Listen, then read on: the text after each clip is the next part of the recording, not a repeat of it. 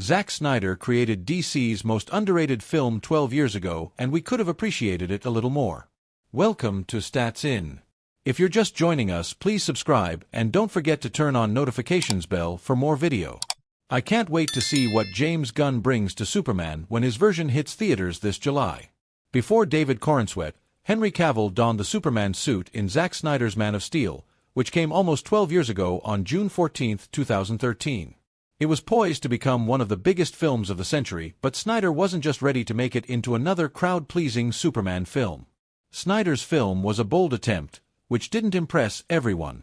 Even some hardcore DC fans were disappointed to see the dark-toned Superman film.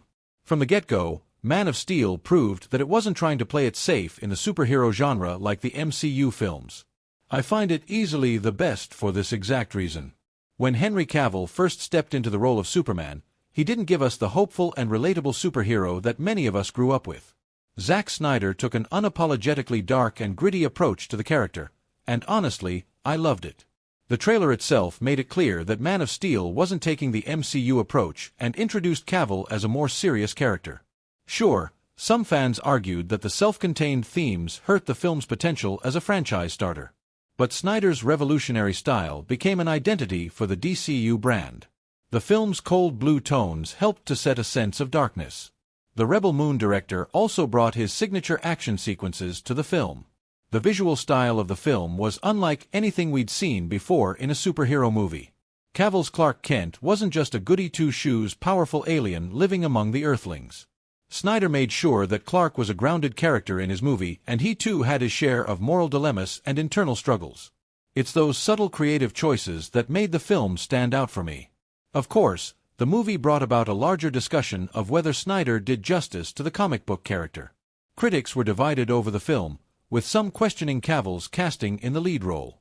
I found those criticisms laughable, but sadly, it did affect the box office performance of the film. Despite predictions that it would soar past the billion-dollar mark, the movie earned just $670 million, a respectable number but far below expectations. On Rotten Tomatoes, the film currently holds a 57% Rotten Tomato meter score and an admirable audience score of 75%. Clearly, Man of Steel resonated with viewers more than critics gave it credit for. Take the Kryptonian scenes. They were nothing like what we saw in Richard Donner's Superman. Krypton in Zack Snyder's film gives off a sci-fi movie vibe. Russell Crowe's Jor-El lives in a world marked by bioorganic structures and vehicles. While this vision initially caught me off guard, I can't imagine a better way to establish Superman's planet as truly otherworldly. Then there's Kevin Costner's Jonathan Kent character, who had shades of a James Dutton in him, or is it the Costner vibe? Snyder made Jonathan Kent into a pessimistic father. I was scratching my head when Clark Kent obeys his father and lets him die in the tornado. Snyder defended this aspect of Costner's character when he appeared during the promotion for Rebel Moon Part 2 in April 2024, via GQ. The death was a hard pill to swallow, but Snyder convinced me when he shared that it played into how Clark becomes finally ready and assumes the role of mankind's protector as Superman. Even haters, who could go on about the flaws in this plan, couldn't deny that it was a ballsy move from Snyder. However, his most controversial decision saw him defy the great Christopher Nolan. In the climax, Cavill's Superman kills Michael Shannon's General Zod by snapping his neck. I remember the sheer outrage it sparked, with critics and fans alike screaming that this went against everything Superman stood for. During a podcast interview with Empire, Snyder and the film's writer David S. Goyer discussed what happened behind the scenes before shooting the film's most controversial scene. Zack Snyder explained his decision via IndieWire. In the original version of the script, Zod just got zapped into the Phantom Zone. But David, Chris, and I had long talks about it, and I said that I really feel like we should kill Zod, and that Superman should kill him. The why of it for me was that if it was truly an origin story, his aversion to killing is unexplained. I wanted to create a scenario where Superman, either he's going to see Metropolis citizens chopped in half, or he's got to do what he's got to do. According to Goyer, Nolan vehemently opposed the idea and flat out said, "There's no way you can do this." However, Goyer rewrote the scene, showing that Zod was about to kill innocent people, and convinced Nolan. I'm not going to lie, this Superman moment shook me. I felt the betrayal, but I understood what Snyder was going for. He gave a James Gunn's tribute to Krypto reveals his heartfelt vision for DC, a universe where even the smallest heroes shine bright. Welcome to Stats In. If you're just joining us, please subscribe and don't forget to turn on notifications bell for more video. James Gunn is known for bringing new life to stories, and now, as the co-CEO of DC Studios, he's ready to make his mark on the DC universe. He's already shown that his vision will be different from what fans have seen before. While many people focus on the most well-known superheroes, like Superman and Batman, Gunn is looking at the bigger picture. He's giving attention to characters that may not always get the spotlight, like Krypto, the loyal dog of Superman.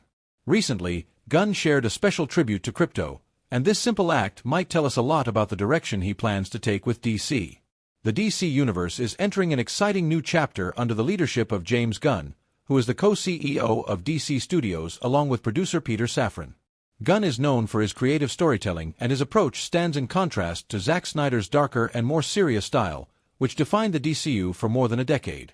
A perfect example of this difference can be seen in Gunn's recent celebration of Krypto, Superman's loyal dog, a character that never appeared in Snyder's movies, but is all set to appear in his upcoming David Corenswet-starrer Superman.